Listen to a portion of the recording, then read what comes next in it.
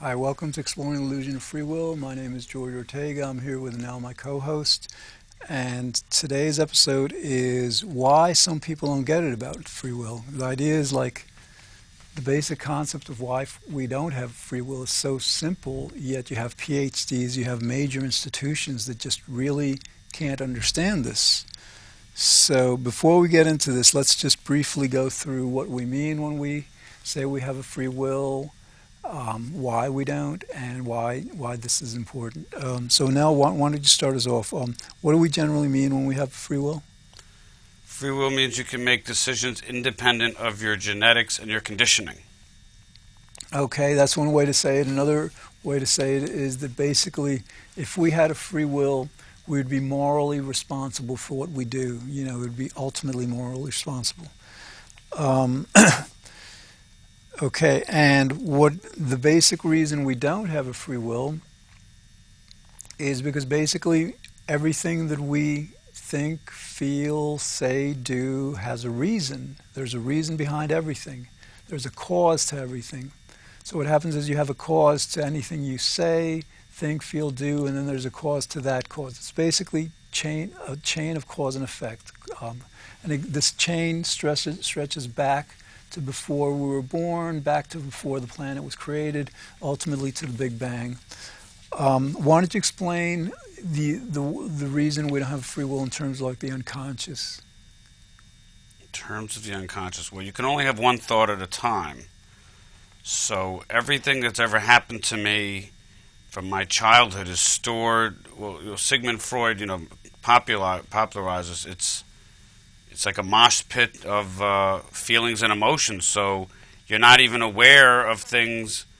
You can only be conscious of one thing at a time. So you don't even know, why you do things. I mean, I don't know. Is that a bad? I don't really know. No, exactly. It's like the idea is like because you can only be conscious of one thing at a time, or maybe a few. When you're making a decision, there's a hedonic imperative. In other words, like, is the decision going to are you going to predict that it's going to lead to greater happiness, less unhappiness? There's a moral imperative. Is it the right thing to do? There's a whole process of decision making. Now, obviously, if this stuff is all in the unconscious, and by definition, our conscious mind isn't aware of the unconscious, then that'll tell you pretty easily how the decision has to be made in the unconscious also. Okay, and the reason this is important, our entire society, our entire world is like just completely mistaken about why we do things, about who we are, and to the extent we get this right, we can just create a much better world. All right, so let's start off with this. Some of our leading institutions are completely mistaken about this. For example, our criminal justice system. Oh, well, I would like to talk about newspapers and the media, but you want to talk about criminal justice? No, go ahead.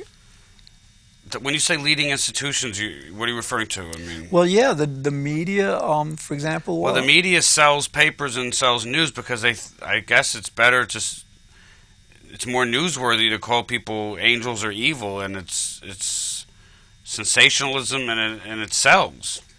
I mean, what other reason could there be? Well, I think that's one reason, but another reason I think is that they actually buy into the idea that we have a free will. In other words, when people do something wrong, commit a crime, these editors, these newspaper people, they believe that these people who've committed the crimes or whatever are evil, or they deserve punishment. But I think a society that's not based on free will in their minds would not sell as many papers. It would just be a boring, this is my opinion, it would be a boring newspaper. When you call someone evil or heroic, it just sensationalizes, it stylizes, it adds the flair of selling, I think people can like heroes and villains, Yeah, people can read news from two perspectives. One is like this emotional perspective, this sensational perspective you're referring to, that it's like, it's kind of like a sensational, it gets their emotions in gear, whereas like, to the extent that we didn't believe in this illusion of free will, that whole emotional way of being, of like, aggressing toward each other and having all those kinds of emotions toward ourselves and each other, they wouldn't happen. I'm sure they've played with it. I'm sure the editors and the guys who run the news and the newspapers have tried newspapers without heroes and villains and sensationalizing and hell and rotten hell and evil. And they've probably done studies that it's, how important money is, that it sells more newspapers to call people evil and rotten hell than to just say he didn't have a free will and he's fundamentally, innocent. Yeah. So money is running this institution to why. The question is, why are institutions completely deluded? I'm reading, and that's my answer, is that money is the greatest ally to free will because it sells in the media. No, all right, but the idea is like right now, in other words, in order to sell newspapers and media that way, they have to rely on this illusion of free will. In other words, our whole society pretty much acts as if we have free will, and they blame ourselves. They blame other people. We blame ourselves. So, to the extent that we would overcome this illusion, then we would create a society, a group of people that that the media couldn't do that with. But wouldn't you find the newspaper more boring if you couldn't read about this guy's an evil? I mean, they had an article when Bernie Madoff was in trouble. They put him on the cover with like devils with a red, the devil thing with the and a fork, and then the guy Sandersky. They said rotten hell. I mean, people like to read that stuff. What if the cover just said? I feel sorry for Bernie Madoff because he was compelled by the entirety of the universe. I'm not sure it would sell as well. Well, from their perspective, they like to have nice houses and nice vacations and keep their wives happy. They want to sell papers, and selling papers sells advertising dollars. Yeah, no, but the idea is like their strategy for doing that is founded on people believing they have free will. In other words, to the extent that people would overcome this illusion, then society would no longer buy those papers. Exactly. It wouldn't appeal. Really getting down on people, really disparaging or insulting people, or just blaming people in that way just wouldn't. So the people would have to stop buying the media. It would have to come from bottom up. Well, the media would change. I think the media is going to cater to who we are as a people, as a society. So it would, when we're not blaming each other, fundamentally, and when we're treating each other with much more respect and without that hostility, that aggression, the media would cater to that. Okay, but if you had the intellectual or the super intellectual only reading the media, then you would be right. But most media is, I don't want to say dumb it down, but for the masses, it's for the lowest common denominator. It's for the for the most people. They want to sell the most amount of papers. Now, if they just wanted to sell 5 papers to 5 guys like us, we would buy the ones without the free will, but they wouldn't sell that many. Right. Well, the idea... And they would charge us like $4,000 a paper. So they want to charge 75 cents a paper to 1 million people a day, so they're going to dumb it down and make it silly. Evil, good, evil, heroes, villains. I know, but again, they're like operating under the current paradigm where pretty much everyone believes in free will. So, once we overcome that, then there's not, there are other there's so other... You agree with me that the media is the ally of free will, that the media is Well, the media is kind of caught up into it, because to it. the extent that everyone believes in free will, the media, I think, they're not very responsible to the extent they do that. They're kind of like breeding animosity. Is the media causing the belief in free will, or is free will causing the media to print things? Like, where is it starting? I think that basically our society, our world, has had this illusion of free will for centuries, and the media capitalizes on it. The media just basically, exaggerates and sensationalizes the. And it feeds into it. It's a snowball effect. Right. Okay. And I was like reading through an article by the American Medical Association in their Journal of Ethics. They actually had an article. They were like saying that, well, they've found, or they seem to have found some processes in nature that aren't causal, and this is American Medical Association, and they're saying because of this, that gives an opening for free will, and that's like so absurdly. What processes in nature are not causal? I don't remember the exact. So then it's random. Yeah, well, that's basically, in other words, they were disputing the determinism in a certain, brain process or something. And again, like I was surprised that, that the editors of this journal, it's a Journal of Ethics, didn't understand that, like, the only alternative to determinism is indeterminism or randomness, and that's not going to give you a free will either. Yeah. So basically, actually, I want to write that down. What was the name of the article? I don't know the name of the article. The name of the journal is the American Medical Association. The journal. What month? Journal of Ethics. I don't know. It's on my website actually. Because we should give equal time to both sides of the argument here. So you're telling the people to look up the American Medical Association Journal. Well, yeah, if you go onto my website, okay. What's your website? causalconsciousness.com. Exploring Illusion of Free Will. I list several major institutions like the American Medical Association who should know better that get this wrong. And so your website lists articles that are arguing for free will as well. You're not just one-sided. No, I'm completely one-sided because, like, the illusion of free will is so clear. It's so you can't present a balanced argument. It would be like trying to present like two sides of 2 + 2 = 4. You can't present but one side. It's so simple. I mean, I have to admit, I've read a lot of articles promoting free will, and they're nonsensical, incoherent, and they don't make any sense. And I get a headache, there's gibberish, really. And they're very, very confusing, and they don't make any sense. Well, and another thing, there was an article by Michael Shermer, who is the publisher of Skeptic Magazine, and Skeptic Magazine has a reputation for debunking things that don't make sense, and to hear him, kind of like say that, well, things aren't necessarily deterministic, so that leaves room for free will. That was like, yeah. Again, it's on the site. For that?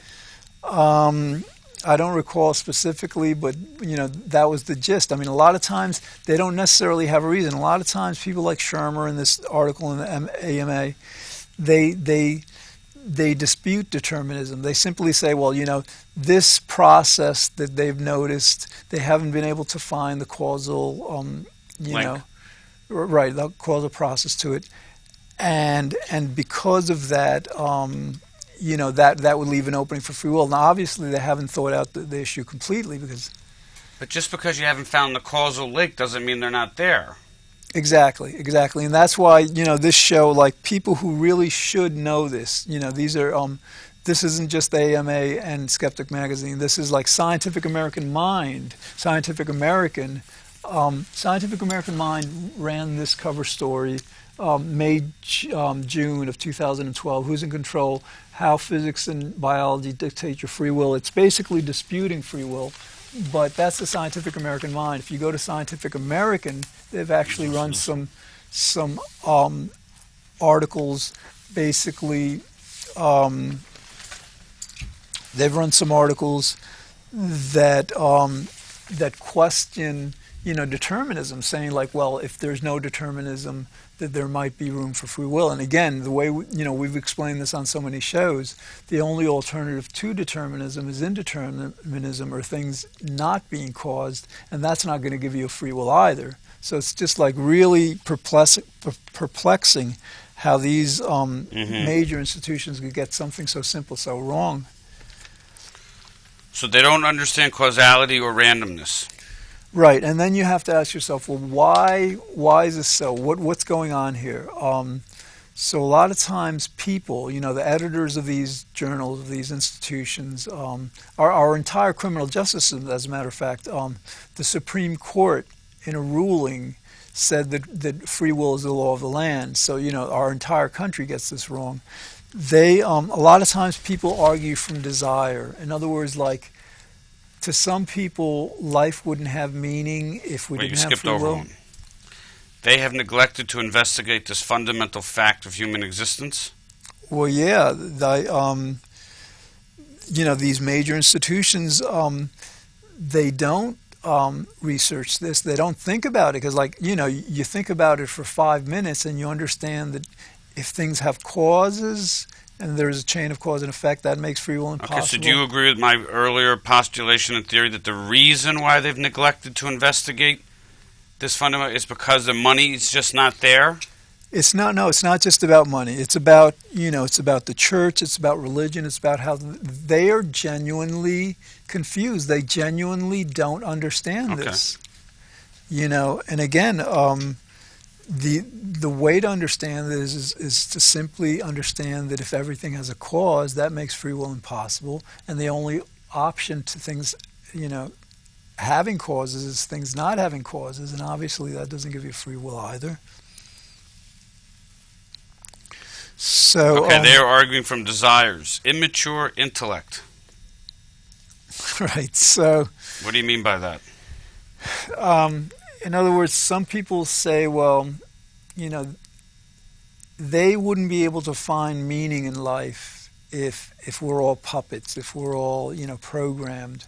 So they invent or they hold on to a fiction because they need to see life in a certain way that they feel comfortable with. It's kind of like somebody saying, no, we don't die because they're uncomfortable with death. That's essentially what they're doing. They're uncomfortable with the concept, so they're refuting it, or they're just, that makes it difficult. I see what you're saying. So, it's so unpleasant for them to think that they don't have a free will that they begin to argue they have free will because they can't fathom. It's too painful for them to think that they're a puppet. Exactly. So they're not arguing from logic. That's causing them to be incoherent because it's like they're saying, I want to live in a fantasy world because I like it better. Yeah. I love magic and I hate reality. Exactly. That's what they do. And again, these are major institutions, major magazines, major newspapers. So there's almost an addiction to fantasy and magic and illusion. I think it's like an addiction. I think, when you consider that half of the population in the United States believes in Adam and Eve versus evolution, creationism versus, if you bring people up religiously based on these religious myths, then you can pretty much get them to believe pretty much anything, regardless of whether it makes sense or not. And it's unfortunate because, like in school, they don't teach them to think. They don't teach them to understand this. I think this is a very good point, this point number 4. People argue what makes them feel best about themselves internally. And if it feels better for them to believe in free will, they're just going to argue it. They're not listening to the logic, the coherency, the gibberish of the pro-free will. They just want to believe in it so badly that it gives them rose-colored glasses to believe in it. And then it becomes a self-fulfilling prophecy. Well, they'll argue almost anything. Indeterminacy, quantum physics, they'll just say anything because they're so desperate to believe in free will. Right. Now, instead of the truth. All right. So and one reason why they've been able to do this for decades and centuries is because they've really never been challenged on this until now. This year, last year, 2011, 2010 is the first time in the history of the world that free will has been challenged, refuted, systematically and pretty pervasively on the internet. In other words, I'm not sure that this could have happened without the internet, but that's what's happening. Brilliant. Now. Oh yeah. Without the internet, and I got news for you. This is only going to get more and more in favor of unfree will because Absolutely. It's not. The reason is because, quite frankly, they don't make children like they used to. Everybody going forward is born with the internet, right? Every child that will ever be born, so they can Google whatever they want for the rest of time. So because you started the meetup group in Manhattan, I was able to find you from the internet. Yep. Which was only a few years ago. Oh, yeah. So multiply that by infinity. The rest of time, anybody can Google, so someone else can start a meetup in another city and Philippines, Japan, Australia, about exploring the illusion of free will. It's just going to... The old guard doesn't really appreciate that the internet, the flow of information is out there now. That's a very good point, because basically... sorry, I don't want to interrupt you, but you don't have to...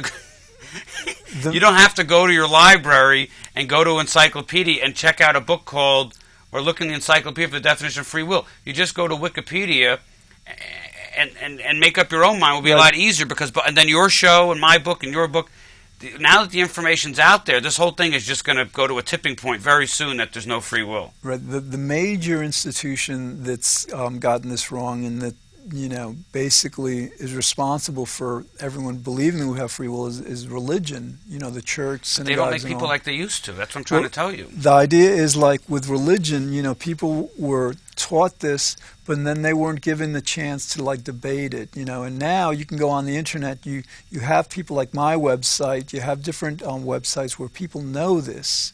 And so, like, you know, for example, there's a Baptist church, Baptist University. They just changed their name from Free Will Baptist University to something else because they wanted to attract more students. So in other words, yeah, because of the internet, religion no longer can just like say, well, we've got a lock on this knowledge. I just want to show, like, all right, 2004 to 2009, there were about 6 articles in major publications like Psychology Today, The Economist, Science Magazine, Foreign Policy, and Salon Magazine. Okay, 2010 it increased to about, 8 or 9. Okay, 2011, I think it's because of the Arab Spring and Occupy, there were very few articles. But then we go to 2012, there's over 30, you know, by major publications. So and you can't turn this back. I mean, this is the first time in history that this has happened. It's monumental, and you're right.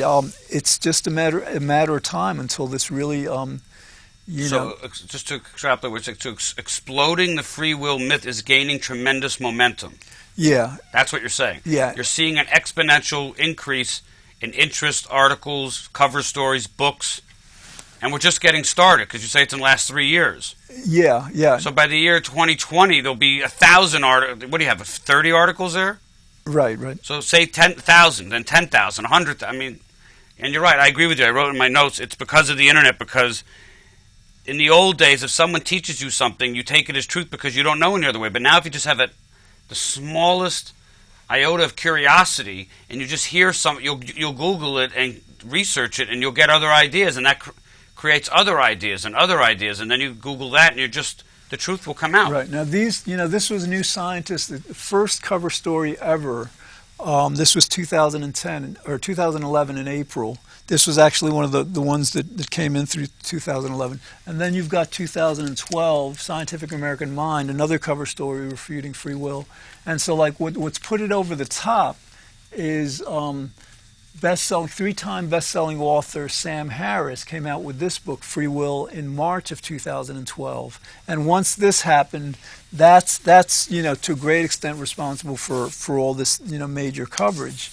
And you're right, you can't go back. We've gotten to the point where the refutation of free will is so now well known, so understood by so many people, you can't go back to the free will thing. And not to mention our TV show.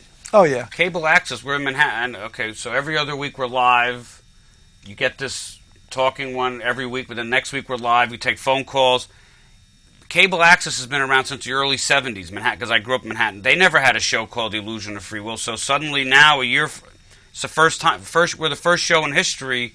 That's not a coincidence. Yeah, as a matter of fact, Enel and I are the only 2 people pretty much doing this. There's this guy, Tom Clark, who's got this naturalism site on the internet, but his main focus is just like a naturalist view of reality, and part of that he refutes free will. But between our 2 shows, this show and Enel's show in Manhattan, our meetup, and Enel wrote this book just this year, the New Testament, the Newer Testament, the Bible on free will, and then I came out with my book in December 2011, Exploring the Illusion of Free Will, which is like the first 18 episodes of this show that Pierce transcribed. Yeah, well, this is a really good book. This is like a teacher in England, free will, an investigation into whether we have free will or whether I was always going to write this book. This is a really excellent book. This came out in, I think, November 2010. And this is like, again, if you try to find books refuting free will, you'd have to go back years, and there's very, very few. This is major. But they're all coming out in the last 2 years. Yeah, yeah. Last point, they gain their positions of prompts by remembering, not thinking. Just explain that in the last minute or so. Yeah, there's two kinds of like people in the world in terms of like academic achievement. I think some people they have very strong memories, so they remember a lot. So when it comes to taking tests, it's easy for them to just simply recite what they've remembered. That's how they succeed in school. That's how they succeed in life. Another kind of person is like their memory isn't that strong, so that basically they have to rely a lot more, not just memorizing what's presented to them, but really understanding concepts. Understanding the logic. And so the people who understand the logic of things, those are the people in the world who will understand quite clearly that free will is an illusion. The people who have relied on memory to get through school and life, it's going to take them a little bit longer. And it's not that people rely on memory, just regurgitating what they've heard. Absolutely, they just they don't give it's a knee-jerk reaction. Quantum physics, Heisenberg principle. They don't even they just exactly like my brother. My real brother. And it's perplexing because a lot of times these are knee-jerk. These are intelligent people. There's knee-jerk reactions because they memorized something and they remembered this is how you refute it, but they didn't think about is it logical. Right. And again, like because of the internet, those kinds of people, they'll say, well, some processes are not causal or not random or not deterministic. They'll say that. And without any thought. Right. Now, on the internet, we can say to them, 30 seconds. Fine. If the only other alternative to things being deterministic or causal is that they would be indeterministic or acausal without having a cause, that doesn't give a free will either. So it's because of the internet that they're able to be, the refutations of free will are possible, are being done. Again, this is revolutionary. This has never taken place in history, and you'll see probably over the next few years how we will just develop a new paradigm, new way of thinking. Thanks for watching. We'll see you again soon.